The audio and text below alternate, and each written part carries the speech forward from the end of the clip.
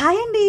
చేపల పులుసుని సింపుల్గా ఎలా తయారు చేసుకోవాలో చూపించిన. ఎంత రాని వాళ్ళైనా సరే ఇలా చేస్తే ఎంత టేస్ట్గానే ఉంటుందండి. చేయటం చాలా ఈజీ అనమాట. చూసారా ఎంత బాగా క్లీన్ చేసి ఇచ్చారో వాళ్ళు.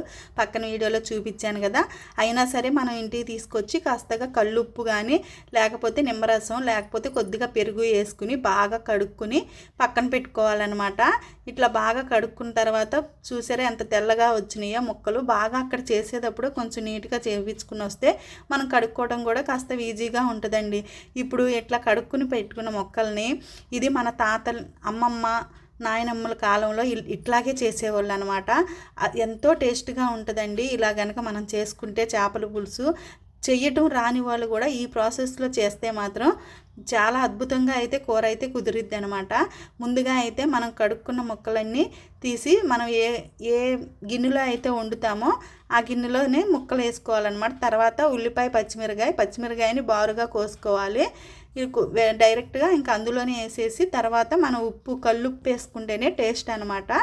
కల్లుప్పు అయితే వేసుకోవాలండి. ఇలా కనుక మనం చేసి కాస్త చల్లారినాక కనుక ఈ చేపల పులుసు వేసుకుంటే ఉంటుందండి అన్నంలో. చాలా బాగుంటుంది అనమాట. అట్లాగే కొద్దిగా అల్లం పేస్టు అలాగే కొద్దిగా పసుపు అన్నీ ఇందులోనే వేసేసి మనం కలిపెట్టుకోవాలన్నమాట.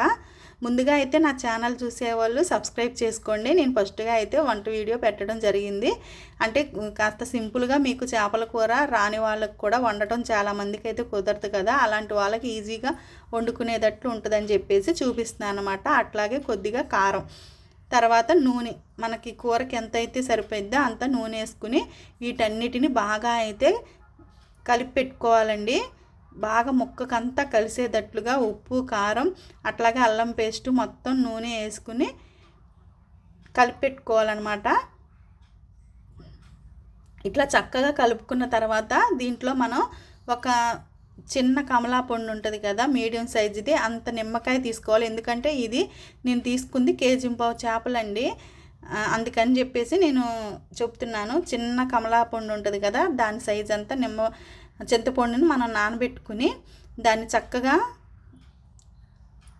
పిండుకుని ఆ చింతపండు గుజ్జంతా కూడా మనం ఇందులో అయితే పోసుకోవాలన్నమాట. ఇప్పుడు చూడండి, మీకు మొత్తం కలుపుకున్న తర్వాత మొత్తం బాగా కలిసిపోయి కలర్ఫుల్గా కనిపిస్తుంది కదా.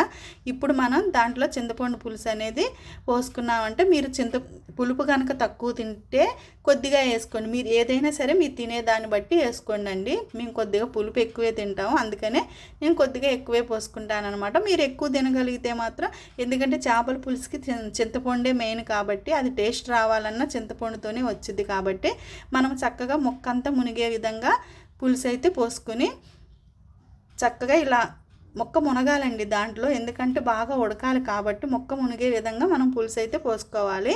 ఇప్పుడు స్టవ్ ఆన్ చేసుకుని మొత్తం ఒకేసారి కలుపుకున్నది పొయ్యి మీద పెట్టేసుకుంటే అదే ఉడికిపోయిద్ది అనమాట. ఇక చివరిగా అయితే మనం గరం మసాలా కొత్తిమీర వేస్తే కూర రెడీ అయిపోద్ది. చక్కగా తొకతొక ఉడికే విధంగా మనమైతే ఉంచుకోవాలండి. కాస్త సిమ్లో పెట్టుకుంటే ఆయిల్లో పెట్టుకుంటే సిమ్లో, ఎక్కువ శాతం మాత్రం మీడియంలోనే పెట్టుకోండి. ఎందుకంటే ఇది మాడిపోయింది అనుకోండి అడుగడుగునే అంతా పాడైపోయింది అనమాట. ఇట్లా గెరిటి పెట్టడం మాత్రం అలాంటివి చేయొద్దు. చేపల కూరలో ఎప్పుడూ కూడా గెరిటి అనేది పెట్టకూడదండి. కావాలంటే మనం ఒక క్లాత్ తీసుకుని గిరగిర ఇట్లా తిప్పి పెట్టాలి, కానీ మనం ముక్కను మాత్రం కదిలించకూడదు అనమాట. ఎందుకంటే ఇరిగిపోయిద్ది. ఇంకా కూర చూసారా ఫైనల్గా అయితే ఉడికిపోయింది. చక్కగా మనకు ఆ నీరంతా పోయి నూనెంతా పైకి తేలేటట్లుగా చేపల పులుసు అయితే రెడీ అయిపోయింది. ఇక పొడి మసాలా అయితే వేసుకున్నాను అనమాట. నేను చెప్పాను కదా ముక్క ఇరిగిపోయిద్ది కాబట్టి మనం గిరగిర ఇట్లా తిప్పుకొని పెట్టుకోవాలి, అంతేగాని గరిటె మాత్రం పెట్టుకోకూడదని చెప్పేసి.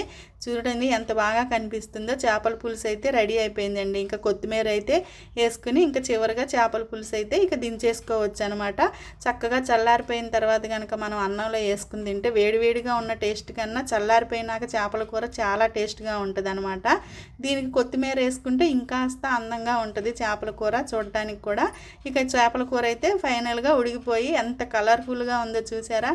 చూస్తుంటేనే నోరు ఊరిపోతుంది కదా. ఇది కారం కొనుక్కొచ్చింది కూడా కారం కాదండి, సొంతగా మిరపకాయలు తీసుకుని పట్టించిన కారం అనమాట. మళ్ళీ కారం వల్ల మీకు అలా కలర్ వచ్చింది అనుకుంటారేమో. చూడండి, చూస్తేనే తినాలనిపిస్తుంది.